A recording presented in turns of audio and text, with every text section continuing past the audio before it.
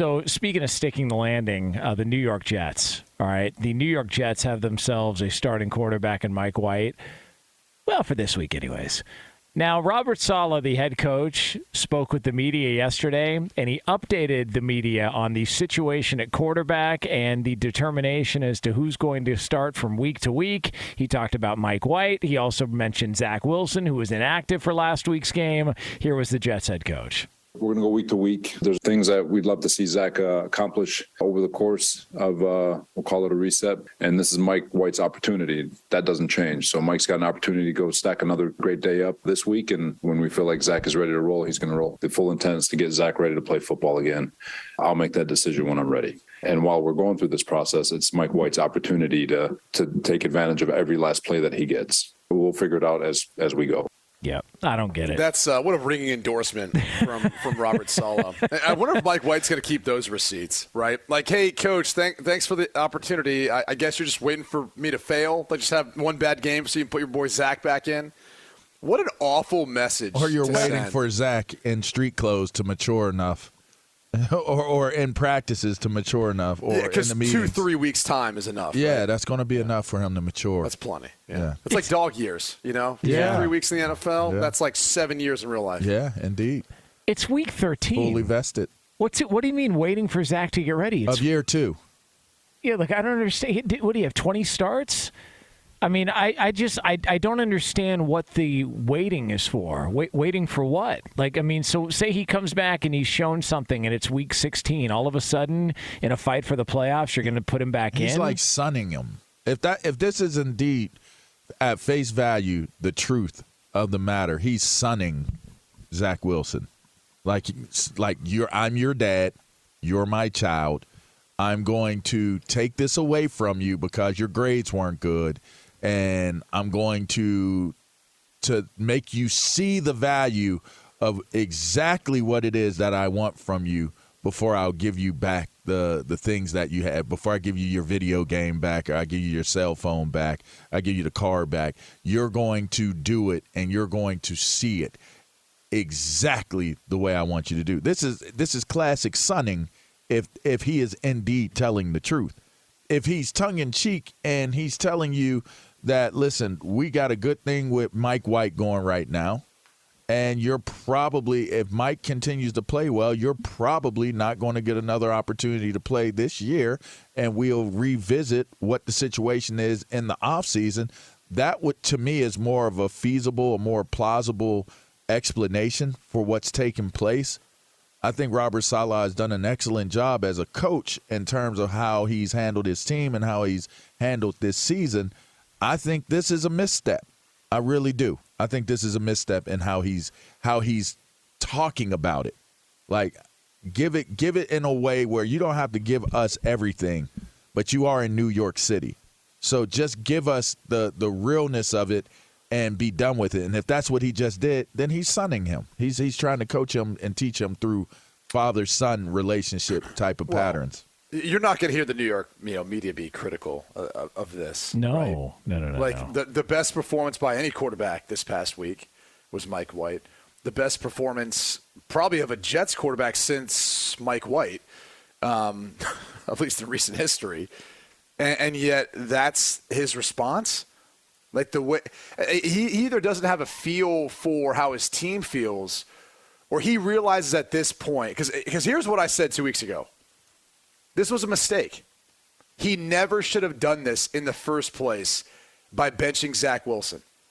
And the reason why I said that is because now you find yourself in a scenario where Mike White looks that much better. Granted, and Jonas, you point this out, banged up Chicago Bears secondary. I get that. But he's still out there in an NFL game making the throws, making the plays. It looked that much better. And if he looks that much better this week, Robert Saleh put himself in the position where, like, what's your excuse to take him out? Like, you've literally left a guy in there who's been chomping at the bit for his opportunity. He's now seizing that opportunity. It's a great story. Hopefully it continues to be a great story for Jets fans so they can win and maybe go to the playoffs. But you literally now are going to just yank him out at some point because of a bad half, a bad quarter, a bad decision? I mean, it never made sense if this is the narrative of how you're going to spin things, after Mike White played as good a football as a quarterback's played since you've been a head coach with the Jets. You should have left Zach Wilson in there, and you should have given a vote of confidence and said, look, he apologized to the team. He talked to a bunch of the leaders, met with them separately, took them out to dinner, had long talks with them, and we're going to keep supporting Zach until he grows, and you never would have put your team in this position. But because of how he reacted, benching Zach, demoting him, now he's not even active on game day, and then putting him in a position where he's just running scout team, what, you think a week is enough time? Like, to your point, LaVar, it literally feels like a scolding. Yeah. Like, hey, you said something dumb after a game where you played poorly, not taking accountability, son. I'm going to scold you, and I'm going to ground you from being the Jets quarterback for a week or two. We'll just see how things play out.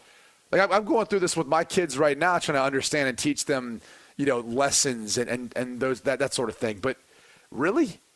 Like, this was a mistake in the first place if this is how Robert Saleh is going to handle this. He needs to just say, hey, I'm behind my quarterback. And that's Mike White right now. And until it's not, so be it. But, like, the conversations about Zach Wilson should be, irrelevant. I know he feels the need to answer them, but what's the point? He's not even active. He's not even a thought of playing right now until he is. So this entire thing has been fumbled by Robert Saleh, I think, because he felt the need to be so outward with how they're managing things and how everyone else is doing and all of that. And by the way, Robert Saleh has managed everything since he's been there as a head coach about as good as you possibly could until this moment. Yeah, I agree. Has Zach Wilson had a game anywhere close to what Mike White just put together on Sunday? Anywhere close? Since BYU? He's never thrown for 3 touchdowns in his entire career so far as a Jet. Dang. So it's going well. You'd say no. Yeah. And it was against a depleted Bears defense. See, I mean, give it a little bit of breathing room. See, this is what I wonder. It wasn't against it wasn't against the best defense in the league. Yeah. But what's to make you think that Zach Wilson, based on how he played, would have done that? I don't know. I just would try to have some type of hope because if I'm the New York media and I enjoy sticking up for him and pulling for him to work, I would offer up the idea of it was the Chicago Bears. Like, I need to see it against a better team. I'll put it this way. He's had more games with 3 or more interceptions than he's had with 3 or more touchdowns. Wow. Well, there you go. I got a conspiracy. All right. You guys ready for this? Hit it, Berto. All right. Here's the conspiracy. All right. So Robert Stack is joining us here in a trench coat inside the studio. Tinfoil hats are out. Real rebel, this Robert Stack. No mask. Even out here in California. I think the Jets are planning to move Zach Wilson this offseason via trade, and this is an elaborate way to try and keep him healthy. Make sure he doesn't get hurt. He's been susceptible to injuries over the past couple of years. We've seen it already. And this whole, we need to get him ready to play football again. I think they've realized if we keep him out there playing, it's going to hurt our trade value anyways. So why don't we at least keep him healthy, and let's go ahead and move on this offseason. Zach Wilson's not playing another snap for the Jets. I think he's gone this offseason via a trade. What do you make of that? Come on, co-sign on that. Put that in your co-sign pipe and smoke it. Come on now. I mean, what do you want? Do you co-sign or not? Q? Oh, you guys are asking me? Yeah, no, I don't co-sign on that. Why not? Well, okay, for starters, let's just look at the top of the draft. So Houston's drafting number 1 overall.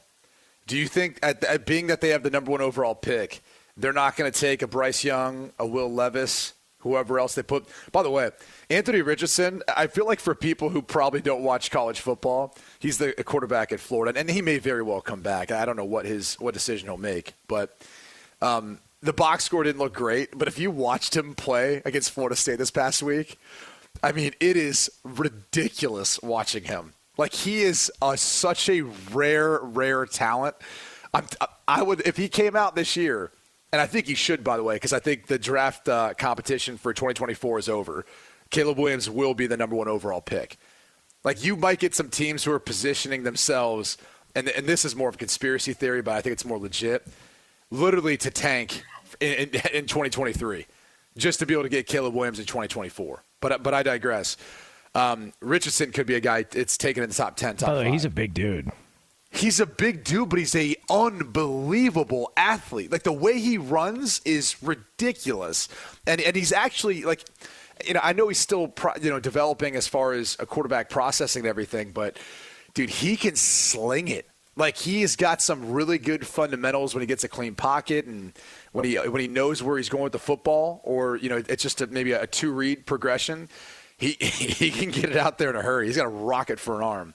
But my point is this. I just named 3 quarterbacks. You've got Houston at number 1.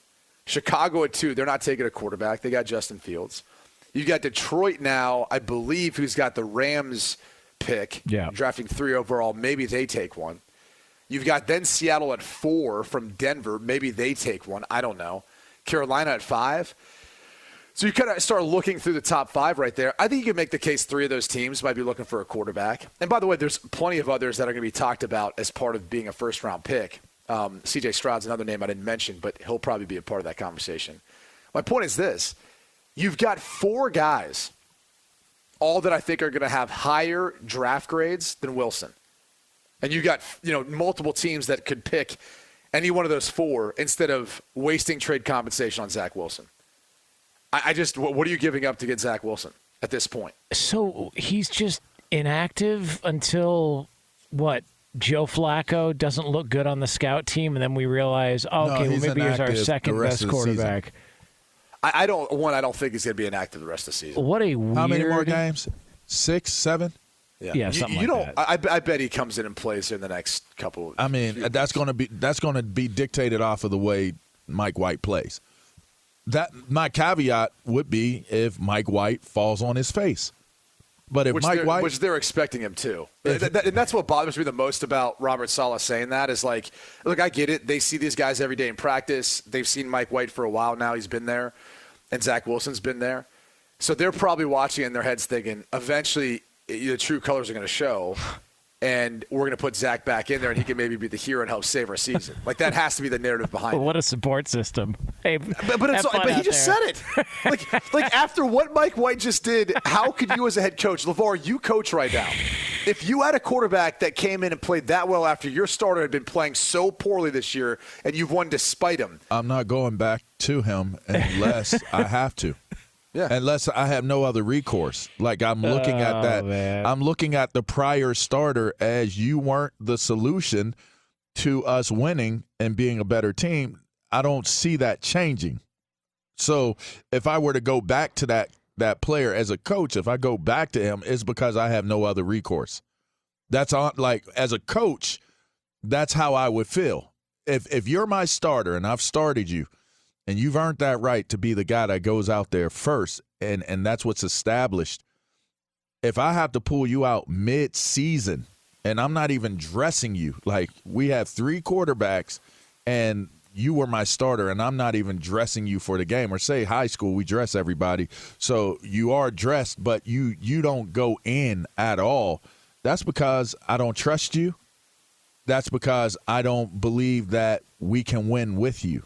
I just don't know how do you recover from that? Like, they can show if it is something correctable, like the way he's doing something, like his reads, or something that we can look at on film and say this is a correctable deal, then sure, I guess you give yourself that, that opportunity to see the growth. That's what being a coach represents. But I also, at the same time, you don't make a decision that big as a coach unless you've lost the trust in that player. And we all know if you don't have trust as a coach, then you can't use that person that you don't trust, because you're ultimately always going to be looking at them, waiting for them to do exactly what it is that you expected them to do. And then now that plays on you as a coach.